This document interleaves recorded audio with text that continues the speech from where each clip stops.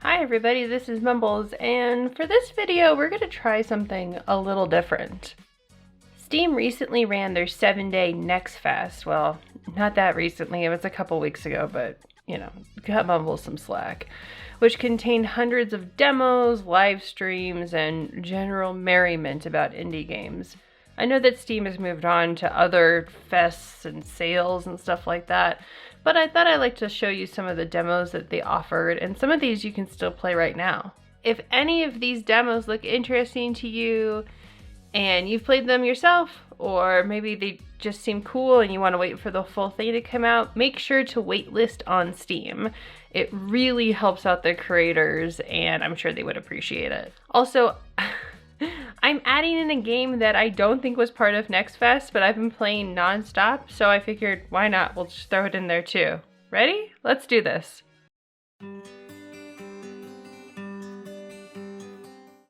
A building full of cats. This is a short demo, so we're just gonna run through it quickly in case you want to play it yourself.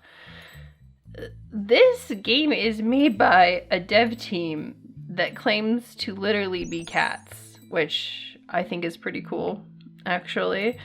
It's a casual item finder game, and the items are cats in apartments. And you can click on items to reveal secret cats, and it includes a counter to let you know how many cats you have left to find. It's just very cute. I enjoyed it. I can't wait for the full game, and I love the idea of a game dev team that is solely committed to making games about cats.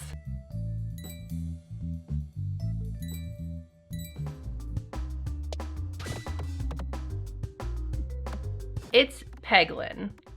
Okay, look, I don't know if this game was part of Next Fest. I'm pretty sure it wasn't, but I've been playing the demo for weeks and I love it. In fact, I've even gone so far to get the early access game, which I try to not do. It's a roguelike pachinko / Peggle game where you play a little goblin guy who is on this epic quest. I don't know what he's doing. I don't know why he's on this epic quest, but he's on an epic quest.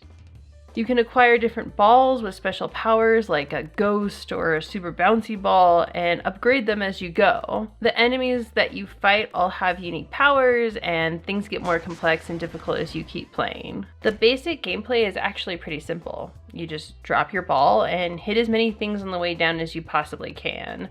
There are critical boxes, there are boxes that can reset all of the boxes that you've already destroyed, and there's bombs. We love the bombs.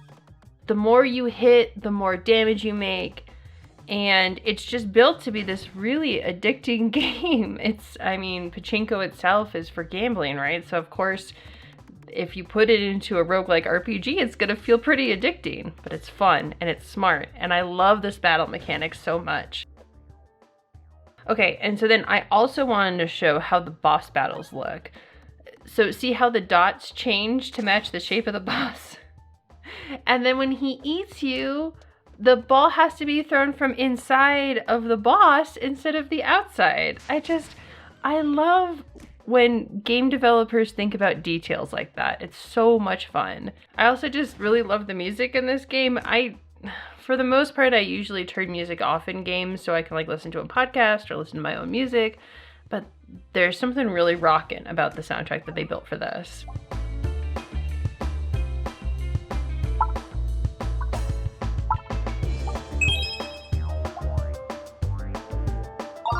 Anyway, Peglin is great. Right now the demo is out for free, so you can go play it. And the game itself is in early access. Like I said, I try to avoid early access just because I've been burnt before. But I'm enjoying playing it, the full game. And I'm just excited to see if they add more story and kind of play around with the different things that they could put into this world.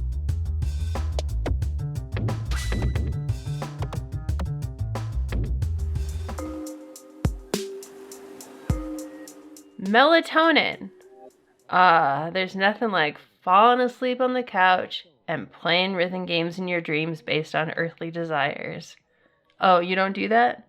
Your dreams usually involve missing a class even though you haven't been to school since 2000? Well, I guess we're all built different. What I like the most, of course, is the chill hop music, but I also really love this beautiful art. When I was playing, I literally said wow out loud at just this opening scene of the dude chilling on the couch. It's something about the colors and the kind of loose art and the aesthetic. It has such a really nice vibe that feels very modern, but also very comforting. Melatonin gives you the chance to bop along with the rhythm as you explore dreams about pizza, social media, and even shopping.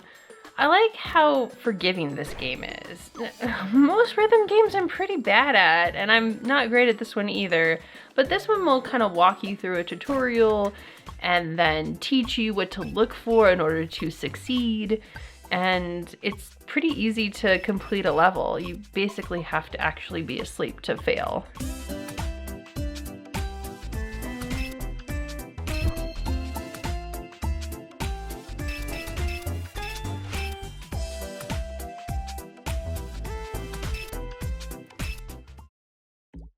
Oh, and there's also a hard mode. Check it out.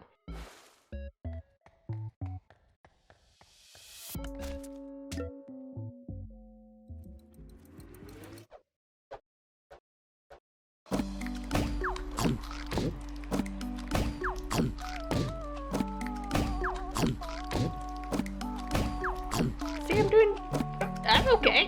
I'm okay at the hard mode.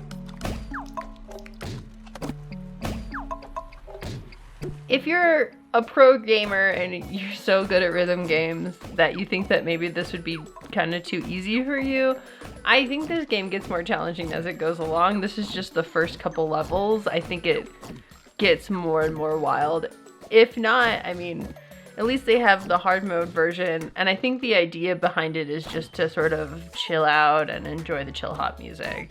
So that's why I like it.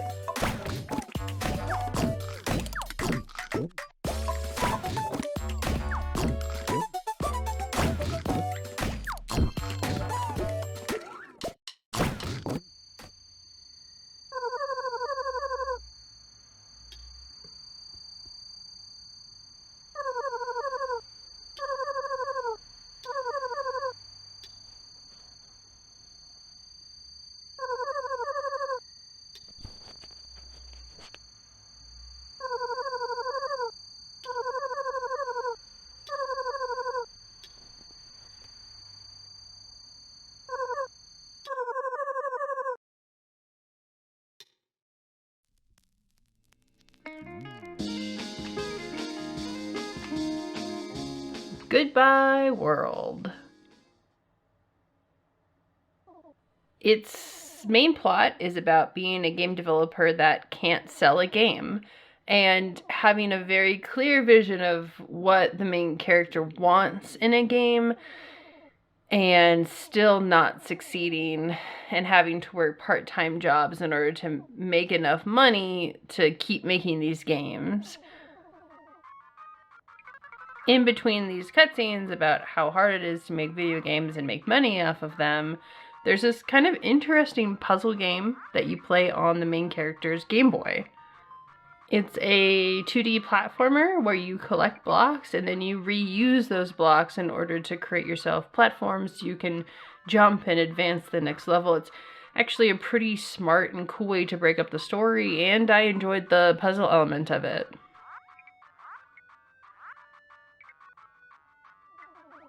And as much as I enjoy the little puzzle game that it's included with, I don't know, the story isn't really my cup of tea. I find the main character a little too broody, a little mean, and it just doesn't appeal to me personally, but I know that there are people who watch my videos who will look at this and go, this is kind of interesting, it explores a darker side of myself or someone that I know, and so that's kind of why I wanted to include it.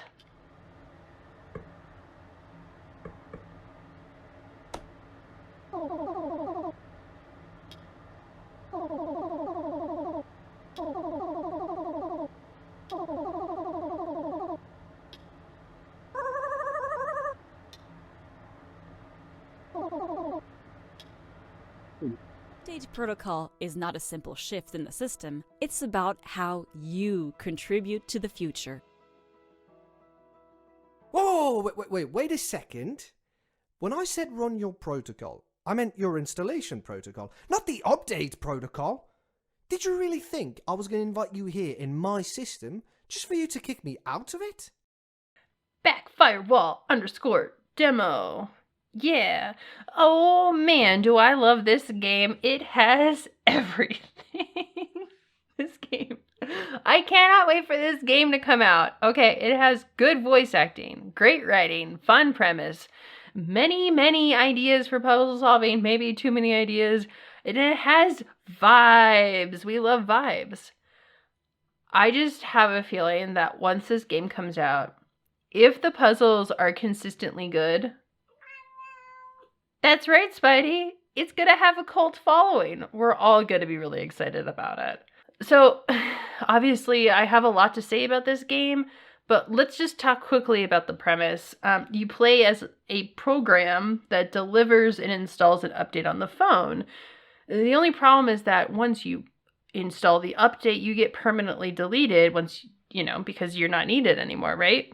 And you're not the only person or app or being that gets deleted. It's the old OS system. And he has a very Wheatley-esque demeanor, which is very exciting. We all love Wheatley.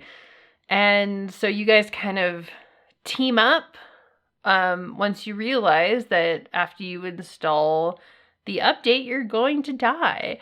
I love how this game starts off kind of sterile. You go through what is essentially a tutorial for all the different types of puzzle solving you're going to be doing later. And it feels very Portal-y. Even the voice actress, she's doing her Portal thing. It's very, very cool. And so you're like, okay, I see what you're doing there.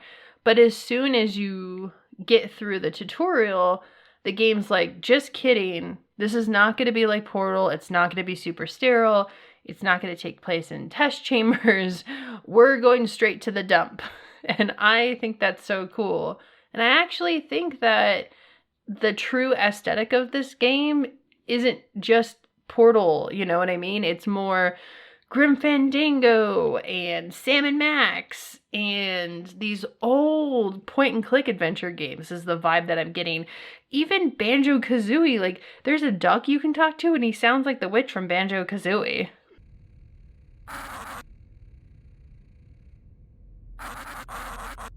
The thing that I'm curious about the most is that in the tutorial, there are so many different ways to solve puzzles. There's lots of puzzle mechanics and different buttons you gotta push. So I want to see how they implement that into the game once the full thing is released. I want to know if, deleting blocks is just part of one test chamber kind of thing. Or if they're going to add deleting blocks and sorting blocks, that kind of thing. And I also really love that the people who made this game clearly just really thought about what would it be like to be a program on someone's smartphone and how messy smartphones get the longer you have them. Like, the longer you have your phone, the more apps you have, the more pictures you have. It just gets very messy in there. And so I like how they show that through this cartoony sort of animation.